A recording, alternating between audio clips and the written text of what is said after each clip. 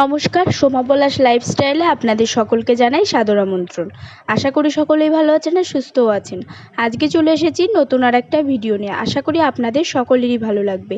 আজকে আমরা যাচ্ছি গঙ্গাসাগর। আর এই যে লঞ্চে যখন আমরা উঠেছি তখন এই পাখিগুলো এসে হাজির হয়েছে। দেখুন কত সুন্দর দেখতে লাগছে। আর এখন আমরা বেরিয়ে পড়লাম। আমরা এখন এই যে বেরিয়ে পড়লাম বাড়ির উদ্দেশ্যে। বাড়িতে যাচ্ছি না, আমরা এখন কাকদ্বীপ যাব।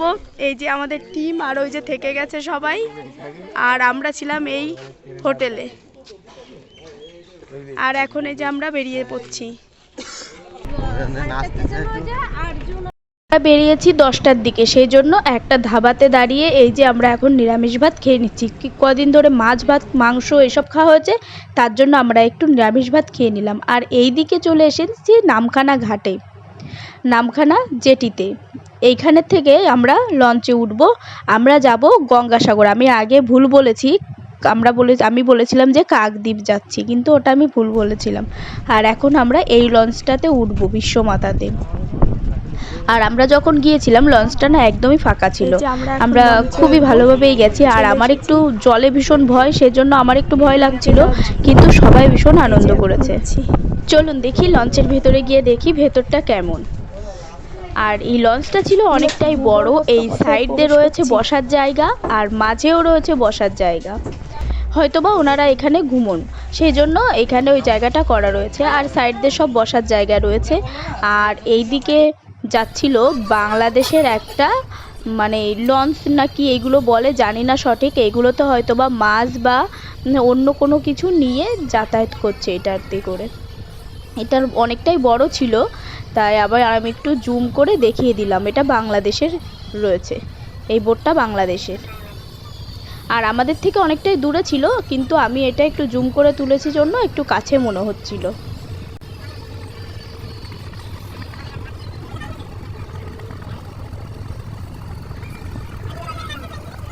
এখন আমাদের লঞ্চটা তার গন্তব্যস্থানে পৌঁছানোর জন্য এখন ছেড়ে দিয়েছে। আর প্রথম দিকে বেশ ভালোই লাগছিল যখন অল্প জল ছিল। অল্প জল বলতে জায়গাটার এরিয়াটা কম ছিল। এরপর যতই ভিতরের দিকে যাচ্ছে ততটাই ভয় বাড়ছিল, কেননা চারিদিকে শুধু জল, কোথাও কিছু দেখা যাচ্ছিল না। চারিদিকে শুধুই জল দেখতে পাচ্ছিলাম। আর এই দিকে যতগুলো বোট দাঁড়িয়ে রয়েছে সব কটা বোটই বাংলাদেশের। সব মনে হয় মাছ ধরার বোট, এগুলো মাছ ধরার জন্য এই বোটগুলো ব্যবহার করা হয়। আর আগে যেই বোটটা গেল ওইটা হয়তো বা মাছ ছিল না, অন্য কিছুই ছিল। আর এই সব বোটগুলো সব মাছের জন্যই আমাদের আছে। তাহলে আপনারাও আমাদের সাথে এই জলপথটা উপভোগ করুন আর দেখতে থাকুন আমরা কিভাবে গঙ্গাসাগরে যাচ্ছি।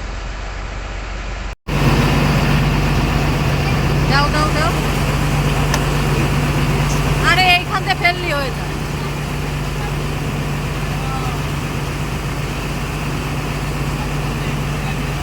এইখানে হাত দিয়ে ফেলো না, ফেলো ফেলো ফেলো।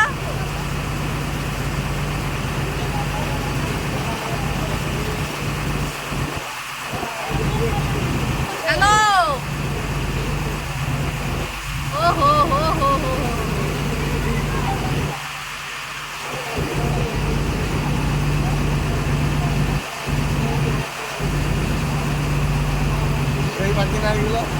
এইগুলো শিকাল আমরা জাহাজে বসে ওই মাছ চলতাম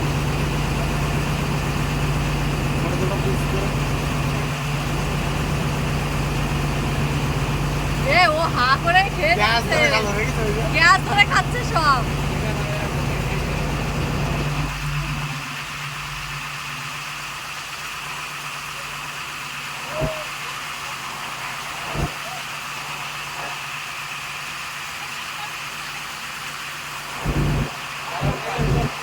আর আমরা এখন আমাদের গন্তব্যের কিছুটা কাছাকাছি পৌঁছে গেছি। আমাদের লঞ্চ থেকে নামিয়ে দিয়েছে। আর আমাদের লঞ্চের সময় লেগেছিল 1 ঘন্টা 10 মিনিট বা 13 মিনিট মতো, ওরকমই সময় লেগেছে। এখন আমরা সবাই দাঁড়িয়েছি এইখানে কিছু ফটো তোলার জন্য, সবাই একসঙ্গে গ্রুপ ফটো তুলবো। আর এই দিকের এই মূর্তিটা দেখে কি মনে হচ্ছে বলুন তো? সেই ছোটোবেলায় পড়েছি যে কুমোরপাড়ায় গরুর গাড়ি বোঝাই করা কলসি হাঁড়ি, সেরকমই একটা মনে হলো দেখে, এই গরুর গাড়িটা দেখে। আর এইদিকে আমরা সামনের দিকে এগিয়ে যাচ্ছি গাড়ি নেওয়ার জন্য। আমরা নিয়েছিলাম টেকার, টোটোতে করেও যাওয়া যায় কিন্তু টোটোতে গেলে অনেকটা সময় লেগে যাবে, সেই জন্য আমরা নিয়েছিলাম টেকার। আর যেহেতু আমাদের আবার 4:30-র লঞ্চটা ধরতে হবে, ওটাই সবার শেষের লঞ্চ ছিল, সেই জন্য আমরা বেরিয়ে পড়লাম। আর আমরা যেহেতু এসেছি একটা লঞ্চে এসেছি কিন্তু দুটো 13তে ওরকম আমাদের এখানে এসে নামিয়ে দিয়েছে। আর এইদিকে আমরা পৌঁছে গেছি গঙ্গাসাগরে, কপিল মুনির আশ্রমে। আর এখন আমরা টেকার থেকে নেমে সবাই মন্দিরের দিকে এগিয়ে যাচ্ছি। আর তারপরে আমরা যাব একটু গঙ্গার ঘাটে, যেখানে সবাই গঙ্গা স্নান করে। আর এইখানে কিন্তু এখন একদমই ফাঁকা রয়েছে, লোকজন নেই বললেই চলে। আর যখন এখানে যে মেলাটা হয়, গঙ্গাসাগরের মেলা হয়, তখন কিন্তু প্রচুর ভিড় থাকে, পা ফেলার মতন জায়গা থাকে না। আর একটা কথায় আছে, খনার বচনে রয়েছে যে সব তীর্থ বারবার কিন্তু গঙ্গাসাগর একবার, এটা কিন্তু খনার বচনে রয়েছে। কেন বলুন তো, এখানে আগে যখন লোকে আসতো নাকি, আসার সময় নাকি জঙ্গলে বাঘের আক্রমণ বা তোমার কুমিরের কবলে পড়তো সবাই, আর অনেকেরই প্রাণ যেত। আর যেহেতু অনেকটা জলের মধ্যে দিয়ে আসতে হচ্ছে, সেই জন্যই সবাই আসতে পারে না, সেই জন্যই এইটা খনার বচনে রয়েছে যে সব তীর্থ বারবার কিন্তু গঙ্গাসাগর একবার। আমি যেইটুকু জানি সেইটুকুই বললাম আপনাদের। আর এটা হচ্ছে কপিল মুনির আশ্রম। আর এখানে কিন্তু অনেক পায়রা রয়েছে, প্রচুর প্রচুর পায়রা রয়েছে। এই যে সব পায়রাগুলো ওরা নিজেদের মতন ঘুরে বেড়াচ্ছে। আর এইদিকে এই ঘরটা কিসের আমার জানা ছিল না, আমরা কিন্তু বেশি সময় দাঁড়াতে পারিনি, আর ভীষণ গরম লেগেছে, সেই জন্য আমরা একটু আখের রসও খেয়ে নিলাম। আর এইটা রয়েছে ধর্মশালার এখানে না খুব সুন্দর লাগলো জায়গাটা, খুবই পরিষ্কার পরিচ্ছন্ন, কিন্তু ওয়াশরুমগুলো সেরকম পরিষ্কার ছিল না, ওয়াশরুমগুলো খুবই অপরিষ্কার, সেই জন্য ওয়াশরুম ব্যবহার করা গেল না এখানের। আর এইদিকে রয়েছে সব নারকেল গাছ, আর এইদিকে বেশি না এসে নারকেল গাছ আর খেজুর গাছগুলোই দেখতে পেলাম। আমাদের ওইদিকে না এগুলো বেশি আমরা দেখতে পাই না, আমরা এখানে এসে খেজুর গাছ আর নারকেল গাছগুলোই বেশি দেখতে পেলাম। আর এখন আমরা যাচ্ছি গঙ্গার ঘাটের দিকে হেঁটে হেঁটে। গঙ্গার ঘাটের দিকে গিয়ে আমরা দেখি একটু গঙ্গা স্নান করবে দিদি বলেছে, কিন্তু জানি না কি করবে। দিদি বললো যে একটু গঙ্গা স্নান করবে। আর এইদিকে রয়েছে গঙ্গা মা, দেখুন গঙ্গা মাকে এখানে রেখে দিয়েছে। আর এইদিকে শঙ্খ, তারপর আরও অনেক কিছুই রয়েছে, সব দোকানগুলো খোলেনি যেহেতু আমরা দুপুর টাইমে এসেছি। আর এইদিকে মানে প্রচুর দাম সব জিনিসের, কিছুই কেনা যায় না। আর এই যে আমরা গঙ্গার ঘাটে চলেও এসেছি। আর আমি একটু জলের ছিটা নিয়ে নেব, যে গঙ্গা স্নান না করলেও গঙ্গা মায়ের থেকে একটু জলের ছিটা নিয়ে নেবো, ওতেই হয়ে যাবে। আর দিদিরাও ভেবেছিল স্নান করবে, কিন্তু জলটা ভীষণই ঘোলা ছিল, আর এইদিকে সেরকম ব্যবস্থাও নেই যে আবার স্নানটা করে নেবে, সেই জন্য আর দিদি স্নান করলো না। আমরা এখান থেকে বেরিয়ে পড়বো, কেননা আমাদের আবার 4:30টায় লঞ্চ রয়েছে। আমরা এখানে 1 ঘন্টা মতন সময় পেয়েছিলাম ঘোরার মতো। এটা লাল শঙ্খ, ভাগ্যটা আমার খুবই ভালো, বলতে হবে। আপনাদের দাদাভাই একটা লাল শঙ্খ পেয়েছে, সেজন্য ও বলছে ওর ভাগ্যটা নাকি খুব ভালো। আর এই নিয়ে আমরা হাসাহাসি করছিলাম পরে সবাই।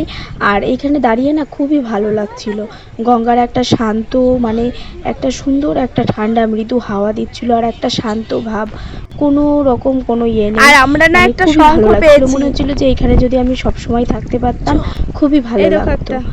আর ঢেউটা সেরকম নেই, অল্পই ঢেউ আছে, এখন যেহেতু ভাটা রয়েছে সেই জন্য বেশি ঢেউ নেই। আর এই দিক দিয়ে একটু ঘোরাঘুরি করলাম, আর বিলে মাটি তো ওই জন্য বেশি পায়ে কাদা জড়াচ্ছিল না, মানে তাও যেটুকু কাদা জড়িয়েছিল, পরে ওইদিকে একটু জল ছিল, ওইখান থেকেই পাটা ধুয়ে নিয়েছিলাম। আর এইদিকে না সবাই স্নান করছে। আর এইদিকে আমরা এখন বেরিয়ে পড়ব, আমাদের এইখানে একটু সময় থাকা হয়ে গেছে, কেননা এখান থেকে আবার হেঁটে এবার সামনের দিকে কিছুটা যেতে হবে আমাদের টেকারের ওখানে, কেননা আমাদের 4:30 লঞ্চ রয়েছে, ওই জন্য আমাদের এখান থেকে বেরিয়ে যেতে হবে আবার 1 ঘন্টা লাগবে এখান থেকে লঞ্চ ঘাট পর্যন্ত যেতে, ওই জন্যই আমরা এখন সবাই এই যে বেরিয়ে পড়বো এখন। ঠিক আছে, তাহলে আপনাদের সাথে আবার পরে কথা হচ্ছে। আমার কিন্তু এখনও ঠান্ডাটা সারেনি, আমার ঠান্ডাটা অনেক দিনই লেগেছে। এই ঠান্ডা লাগা অবস্থাতেই কিন্তু আমরা গেছিলাম ঘুরতে, এই জন্যই আমার আরও ঠান্ডাটা বেশিই বসে গেছে, কেননা গিয়ে সমুদ্র স্নান করেছি, তারপরে আবার হাওয়া বাতাস লেগেছে, এই জন্যই আরও ঠান্ডাটা বেশি লেগে আছে। হ্যাঁ, পা ধুতে হবে।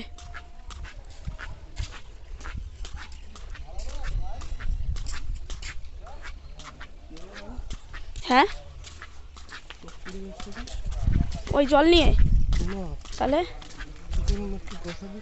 মাটি গেছে, বালি মাটি মনে হয়, ওই জন্য চোখ জ্বলে যাচ্ছে, বালি মাটি গেছে মনে হয়।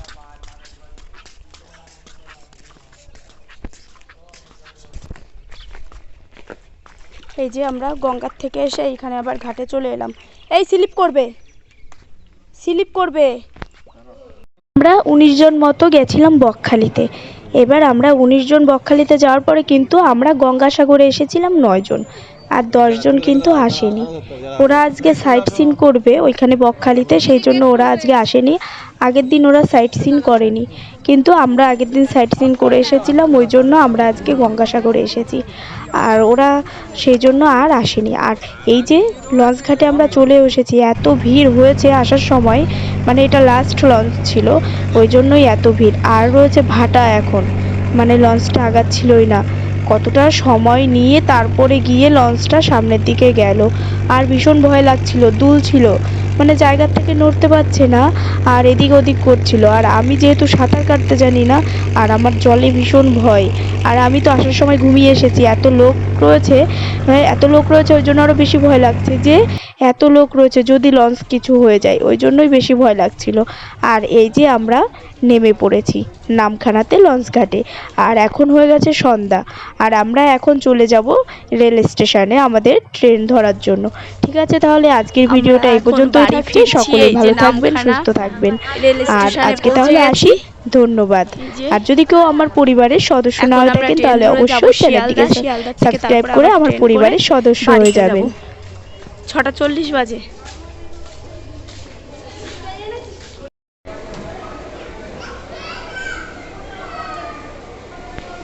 বলছি একজন নেই।